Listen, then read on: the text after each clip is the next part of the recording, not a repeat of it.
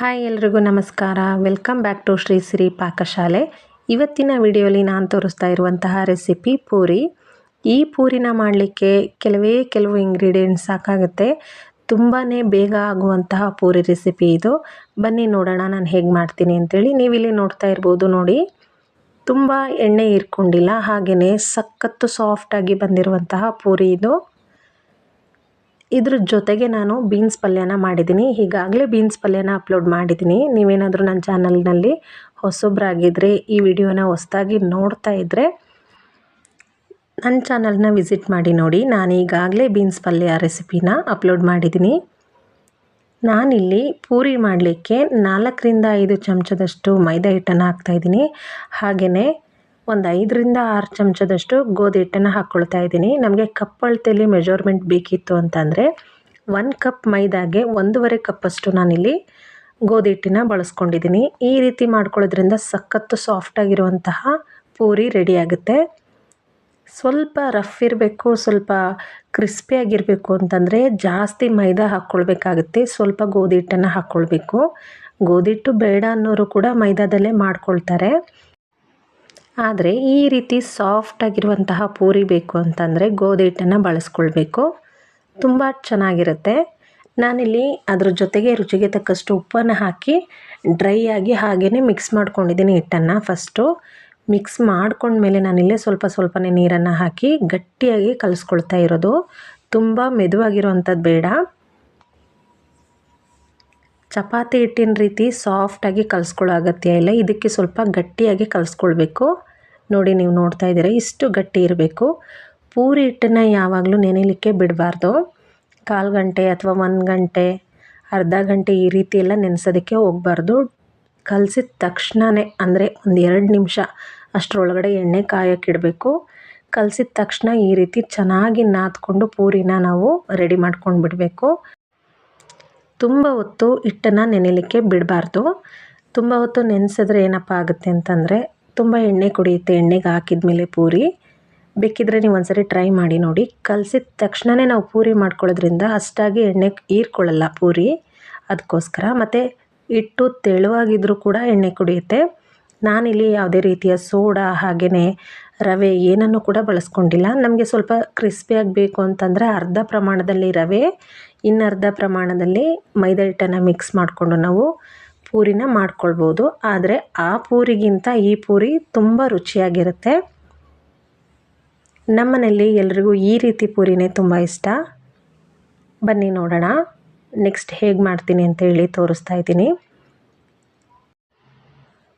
ನಾನು ಒಂದು ಮೀಡಿಯಮ್ ಸೈಜಲ್ಲಿ ನಾನಿಲ್ಲಿ ಪೂರಿನ ಮಾಡ್ಕೊಳ್ತಾ ಇದ್ದೀನಿ. ತುಂಬ ಚಿಕ್ಕದು ಅಲ್ಲ, ಹಾಗೆಯೇ ತುಂಬ ದೊಡ್ಡದು ಅಲ್ಲ. ನೋಡಿ, ನಾನು ತೋರಿಸ್ತಾ ಇದ್ದೀನಿ. ಈ ರೀತಿ ಒಂದು ಮೀಡಿಯಮ್ ಆಗಿ ನಾನು ಉಂಡೆನ ಮಾಡಿ ಇಟ್ಕೊಳ್ತಾ ಇದ್ದೀನಿ. ನೋಡಿ, ಪೂರಿನೂ ಕೂಡ ತುಂಬಾ ಈಸಿಯಾಗಿ ಕ್ವಿಕ್ಕಾಗಿ ಆಗೋವಂತಹ ರೆಸಿಪಿ. ಚಪಾತಿ ರೊಟ್ಟಿಗಿಂತ ಪೂರಿ ತುಂಬಾ ಬೇಗ ಆಗೋಗ್ಬಿಡುತ್ತೆ. ನೋಡಿ, ಎಣ್ಣೆ ಕಾಯ್ಲಿಕ್ಕೆ ಇಟ್ಬಿಟ್ಟು ನಾನಿಲ್ಲಿ ಉಂಡೆನ ಮಾಡಿಕೊಂಡು ಲಟ್ಟಿಸೋ ಅಷ್ಟರೊಳಗಡೆ ಎಣ್ಣೆ ಕಾದಿರುತ್ತೆ. ಹಾಗೆಯೇ ನಾವು ಲಟ್ಟಿಸಿ ಇಟ್ಕೊಂಡಿರೋ ಅಷ್ಟು ಪೂರಿನ ನಾವು ಬೇಗನೆ ಕರೆದ್ಬಿಡ್ಬೋದು. ಎಣ್ಣೆಗೆ ಹಾಕಿದ ತಕ್ಷಣವೇ ಪೂರಿ ಎದ್ಬಿಡತ್ತೆ. ಹಾಗಾಗಿ ಪೂರಿ ಬೇಗನೆ ಆಗೋಗುತ್ತೆ. ಮಕ್ಕಳಿಗೆ ಬೇಗ ರೆಡಿಯಾಗಿ ಬನ್ನಿ ಅಂತ ಹೇಳಿ ಅವ್ರು ಬರೋ ಅಷ್ಟರೊಳಗಡೆ ನಾವು ಪೂರಿನ ಮಾಡಿ ಕೊಟ್ಬಿಡ್ಬೋದು. ಅಷ್ಟು ಕ್ವಿಕ್ಕಾಗುತ್ತೆ ಈ ಪೂರಿ ರೆಸಿಪಿ. ಬೇಕಿದ್ದರೆ ನೀವು ನೋಡ್ತಾ ಇದ್ದೀರಲ್ವ, ಈಗ ನೋಡಿ ತೋರಿಸ್ತಾ ಹೋಗ್ತೀನಿ. ಒಂದು ಪೂರಿನೂ ಕೂಡ ಇದು ಫ್ಲ್ಯಾಟ್ ಆಗಿಲ್ಲ. ಎಲ್ಲ ಪೂರಿನೂ ಕೂಡ ಉಬ್ಕೊಂಡು ಬಂದಿದೆ, ಅಷ್ಟು ಚೆನ್ನಾಗಿ ಬಂದಿದೆ. ನಾನಿಲ್ಲಿ ಹಿಟ್ಟನ್ನು ನೆನೆಯಕ್ಕೆ ಬಿಟ್ಟಿಲ್ಲ, ಹಾಗೆಯೇ ಒಂದು ಬಾಕ್ಸಲ್ಲಿ ಹಾಕಿಟ್ಟಿಲ್ಲ, ಮುಚ್ಚಿಟ್ಟಿಲ್ಲ, ಎಂಥದ್ದು ಮಾಡಿಲ್ಲ. ಡೈರೆಕ್ಟಾಗಿ ಕಲಸಿರೋದು. ತಕ್ಷಣವೇ ನಾನಿಲ್ಲಿ ಪೂರಿನ ಲಟ್ಟಿಸ್ಬಿಟ್ಟು ಕರೆದಿದ್ದೀನಿ ಅಷ್ಟೇ. ತುಂಬ ಚೆನ್ನಾಗಿ ಬಂದಿರುತ್ತೆ. ಅಂದರೆ ಸ್ವಲ್ಪ ಎಣ್ಣೆನೂ ಲಾಸ್ಟಲ್ಲಿ ಸ್ವಲ್ಪ ಎಣ್ಣೆ ಹಾಕಿ ಕವರ್ ಮಾಡಿದ್ದೀನಿ. ಚೆನ್ನಾಗಿ ನಾದಿದ್ದೀನಿ ಅಷ್ಟೇ, ಮುಚ್ಚಿಡೋದೆಲ್ಲ ಮಾಡಿಲ್ಲ. ಬೇಕಿದ್ದರೆ ಒಂದು ಸರಿ ಟ್ರೈ ಮಾಡಿ ನೋಡಿ, ನೀವೇ ಹೇಳ್ತೀರಾ ತುಂಬ ಚೆನ್ನಾಗಿತ್ತು ಪೂರಿ ಅಂತ ಹೇಳಿ.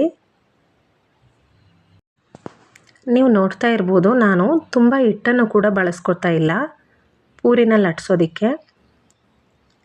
ತುಂಬ ಹಿಟ್ಟನ್ನು ನಾವು ಮಿಕ್ಸ್ ಮಾಡಿಕೊಂಡು ನಾವು ಪೂರಿ ಲಟ್ಸೋದ್ರಿಂದ ಎಣ್ಣೆನೂ ಕೂಡ ತುಂಬಾ ಹಾಳಾಗುತ್ತೆ. ಆಮೇಲೆ ಕಪ್ಪಗೆಲ್ಲ ಪೂರಿ ಮೇಲೆಲ್ಲ ಕೂತ್ಬಿಡುತ್ತೆ ಅದು. ಹಾಗಾಗಿ ನಮಗೆ ಎಷ್ಟು ಸಾಕಾಗುತ್ತೋ ಅಷ್ಟು ಮಾತ್ರ ನಾವು ಹಿಟ್ಟನ್ನು ಹಚ್ಕೊಂಡು ನಾವಿಲ್ಲಿ ಲಟ್ಟಿಸ್ಕೊಳ್ಬೇಕು. ನೋಡಿ ಈ ರೀತಿ ಪೂರಿ ಹಿಟ್ಟನ್ನು ನಾವು ಕಲಿಸ್ಕೊಳ್ಳೋದ್ರಿಂದ ನಾವು ಎಷ್ಟೇ ತೆಳುವಾಗಿ ನಾವು ಲಟ್ಸಿದ್ರೂ ಕೂಡ ಪೂರಿ ತುಂಬ ಚೆನ್ನಾಗಿ ಉಬ್ಬಿ ಬರುತ್ತೆ. ನಿಮ್ಮೆಲ್ರಿಗೂ ಈ ಪೂರಿ ರೆಸಿಪಿ ಇಷ್ಟ ಆಯಿತು ಅಂತಂದರೆ ಪ್ಲೀಸ್ ಕಮೆಂಟ್ ಮಾಡಿ, ಹಾಗೆಯೇ ಲೈಕ್ ಮಾಡಿ ಮತ್ತು ಫ್ರೆಂಡ್ಸ್ ಹಾಗೂ ಫ್ಯಾಮಿಲಿ ಸರ್ಕಲ್ಗೆ ಶೇರ್ ಮಾಡಿ. ನಾನು ಇದೇ ರೀತಿಯ ಒಳ್ಳೊಳ್ಳೆ ರೆಸಿಪೀಸ್ನ ನಾನು ನನ್ನ ಚಾನಲ್ನಲ್ಲಿ ತರ್ತಾಯಿದ್ದೀನಿ. ನಿಮ್ಮೆಲ್ಲರ ಸಪೋರ್ಟ್ ನನಗೆ ತುಂಬಾ ಮುಖ್ಯ ಆಗುತ್ತೆ. ನೋಡಿ ಈಗ ಚೆನ್ನಾಗಿ ಕಾದಿರಬೇಕು ಎಣ್ಣೆ ಮಾತ್ರ. ಎಣ್ಣೆ ಚೆನ್ನಾಗಿ ಕಾದಿದ್ದಾಗ ಮಾತ್ರ ಈ ರೀತಿ ಪೂರಿಗಳು ಉಬ್ಕೊಂಡು ಬರುತ್ತೆ. ಹಾಗೆಯೇ ಕಲರು ಕೂಡ ತುಂಬ ಚೆನ್ನಾಗಿ ಬರುತ್ತೆ.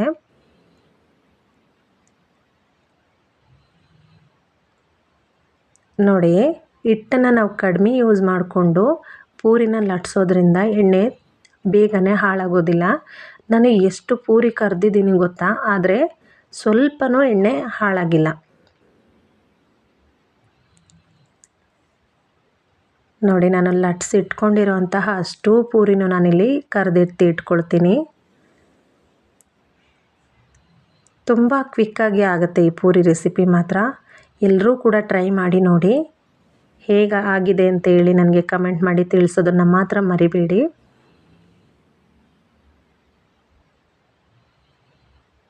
ನೋಡಿ ಈ ರೀತಿ ಪ್ರೆಸ್ ಮಾಡಲೇಬೇಕು. ಈ ರೀತಿ ನಾವು ಜಾಲರಿಲಿ ಒತ್ಕೊಂಡು ಎರಡೂ ಕಡೆ ಬೇಯಿಸ್ಕೊಳ್ಳೋದ್ರಿಂದ ನೋಡಲಿಕ್ಕೆ ಎಷ್ಟು ಖುಷಿ ಅನಿಸುತ್ತೆ ಅಲ್ವಾ ಈ ರೀತಿ ಉಬ್ಬಿ ಬಂದರೆ. ನೋಡಿ ಎಷ್ಟು ಚೆನ್ನಾಗಾಗಿದೆ ಅಂತೇಳಿ. ಸ್ವಲ್ಪನೂ ಕೂಡ ಎಣ್ಣೆನ ಹೀರ್ಕೊಳ್ತಾ ಇಲ್ಲ. ಎಷ್ಟು ಬೇಕೋ ಅಷ್ಟಷ್ಟೇ ನಮಗೆ ಇಲ್ಲಿ ಎಣ್ಣೆ ಖರ್ಚಾಗಿತ್ತು. ನೋಡಿ ನಾವು ಮಾಡಿರುವಂಥ ಪೂರಿಲಿ ಏನಾದರೂ ಒಂದೇ ಒಂದು ಹೋಲ್ ಇದ್ದರೂ ಕೂಡ ತುಂಬ ಎಣ್ಣೆ ಸೇರಿಕೊಳ್ಳುತ್ತೆ. ಹಾಗೆಯೇ ಅದನ್ನು ನೋಡಿಕೊಂಡು ನಾವು ಮಾಡ್ಕೊಳ್ಳೋದ್ರಿಂದ ಈ ರೀತಿ ಚೆನ್ನಾಗಿ ರೆಡಿಯಾಗಿರುವಂತಹ ಪೂರಿ ಸಿಗುತ್ತೆ ನಮಗೆ. ಎಲ್ಲೂ ಕೂಡ ಒಂದು ಸ್ವಲ್ಪನೂ ಡ್ಯಾಮೇಜ್ ಆಗಲ್ಲ. ಈ ರೀತಿ ಒಂದ್ಸರಿ ಟ್ರೈ ಮಾಡಿ ನೋಡಿ. ನೋಡಿ ಎಷ್ಟು ಚೆನ್ನಾಗಿ ಎಷ್ಟು ಕಲರ್ಫುಲ್ಲಾಗಿ ಪೂರಿಗಳೆಲ್ಲ ರೆಡಿಯಾಗಿದೆ ಅಂತ. ನಿಮ್ಮೆಲ್ರಿಗೂ ಈ ವಿಡಿಯೋ ಇಷ್ಟ ಆಗಿದೆ ಅಂತ ಅಂದ್ಕೊಂಡಿದ್ದೀನಿ. ಸಬ್ಸ್ಕ್ರೈಬ್ ಮಾಡದೆ ಯಾರೆಲ್ಲ ನನ್ನ ಚಾನಲ್ನ ನೋಡ್ತಾ ಇದ್ದೀರೋ ಪ್ಲೀಸ್ ಸಬ್ಸ್ಕ್ರೈಬ್ ಮಾಡಿ, ನನಗೆ ಸಪೋರ್ಟ್ ಮಾಡಿ ಅಂತ ಹೇಳ್ತಾ ಇದ್ದೀನಿ. ನೋಡಿ ಎಷ್ಟು ಚೆನ್ನಾಗಿದೆ ಅಂತ ಹೇಳಿ ಪೂರಿ.